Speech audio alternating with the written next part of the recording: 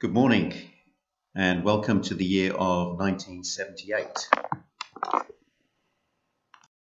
As a year, was it a memorable one? In feats of exploration and endurance, three men, suspended beneath an enormous helium-filled balloon, crossed the 3,233 miles of the Atlantic Ocean in a staggering 137 hours. They ended their six-day odyssey landing in a field near Paris. In the world of film, Christopher Reeve starred in the first of the Superman films, taking millions of dollars at the box office. In sport, two giants of the world of tennis were at the height of their careers.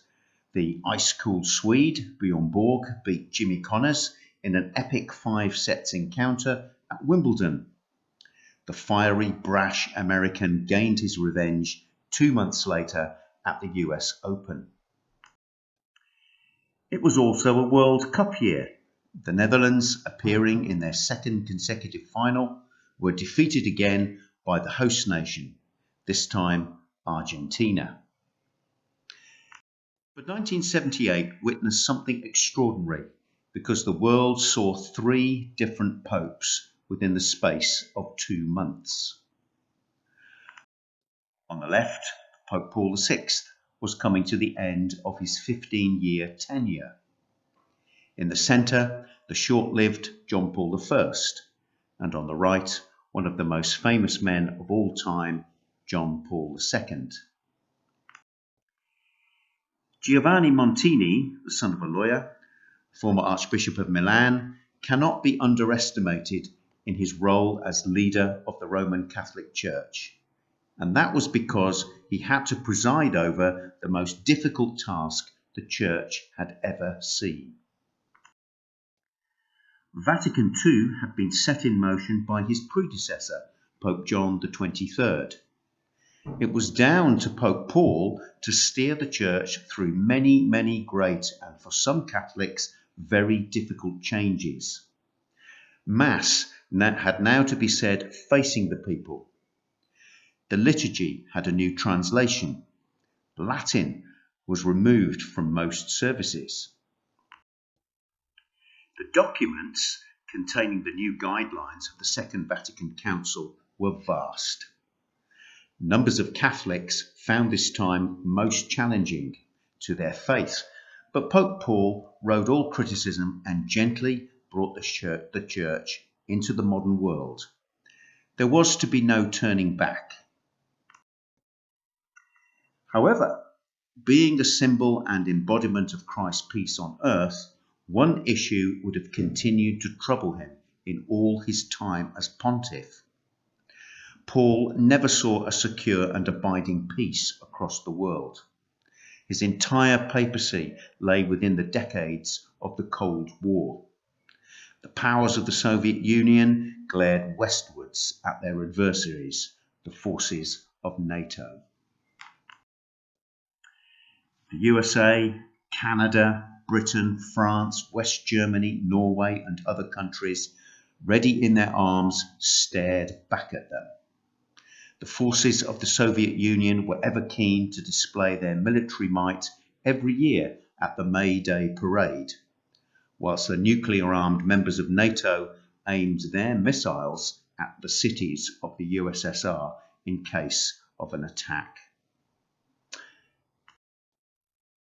After 15 years as Pope, and now well into his 80s, Pope Paul suffered a second severe heart attack, which claimed him for God.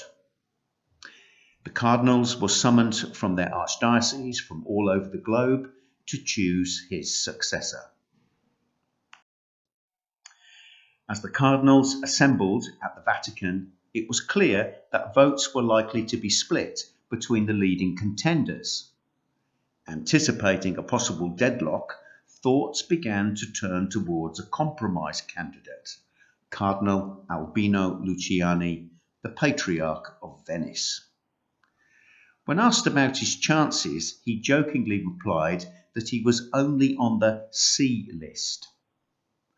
After some coaxing, he humbly accepted and chose the name John Paul, in deference to the work of his two predecessors.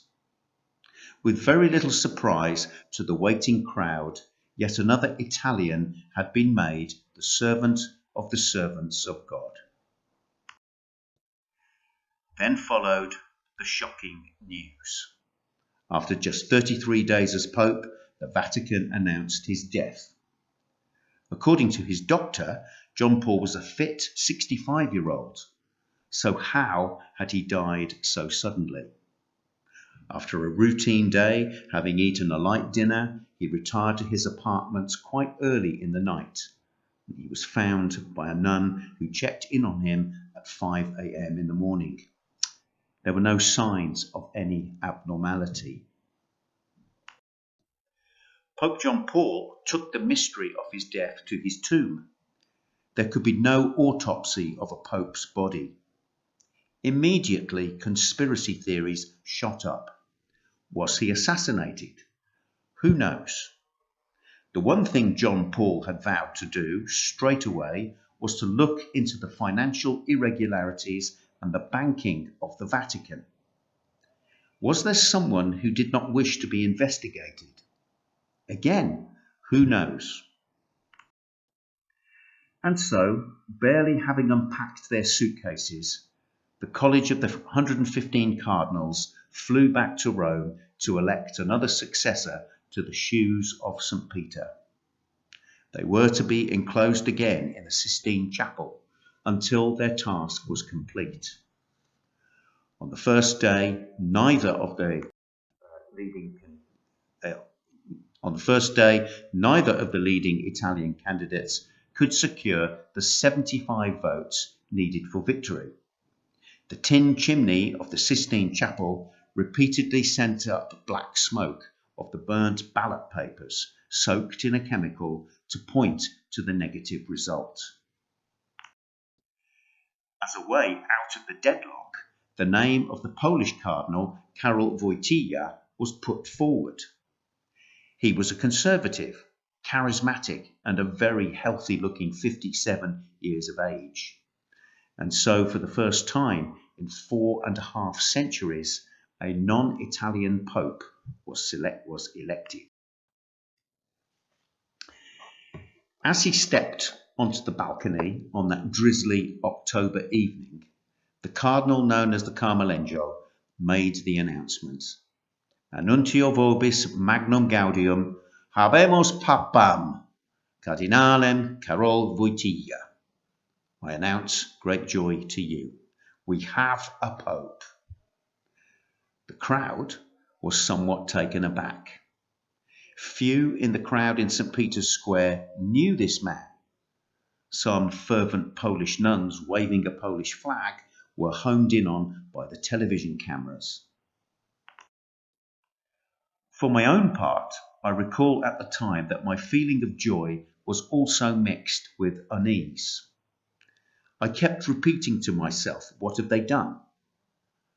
They have elected a pope from a communist country, a Warsaw Pact country. What have they done? Surely there is going to be trouble on its way from Moscow. What have they done? In truth, how wrong I was to be. The new pontiff wisely adopted the same name as his predecessor. This man was soon to touch the hearts of all the populations of hundreds of nations. John Paul was not a pope to stay at home. He rapidly embarked on a program of visits to all parts of the world, literally and visibly touching those lands wherever he stepped off the plane. Yes, his first action was always to kiss the ground itself. Politically, the communist world began to be shaken, first in the Pope's own native Poland. The shipyard workers of Gdansk rose up in solidarity against what they saw as their harsh treatment by the Moscow-backed government. Leading their Solidarność was the brave Lech Wałęsa. I believe at the time that Moscow would certainly put the tanks onto the streets of Poland just as they had done in Hungary in 1954 and in Czechoslovakia in 1968, to crush completely any opposition. But wait a moment, the leader of the worldwide Catholic Church was a Pole. Moscow indeed restrained its hand. Instead, talks about the reduction of arms ensued. US President Ronald Reagan met with the Soviet leader Mikhail Gorbachev in tense meetings in Reykjavik in Iceland. Sadly, as you can see from their faces on the left, hardly anything was achieved. But an important start had been made, and they met again in the following year to make agreements on reducing dramatically the number of nuclear warheads that had been stockpiled by each side. A couple of years later, in 1989, jubilant scenes marked the toppling of the Berlin Wall. The depressed, run-down state of East Germany was dissolved and was reunited with West Germany to enjoy greater freedom as part of a single nation again. None of these welcome and rapid changes in a world locked for so long in a Cold War would have been so readily possible without the considered and inspired decision of those cardinals on that long day in conclave in October of 1978. The rest is history. Sainthood was to follow. And the lesson to me from all of this? Yes. Never, never underestimate the workings and the power of the Holy Spirit. Good morning to you all, and do enjoy an inspiring day.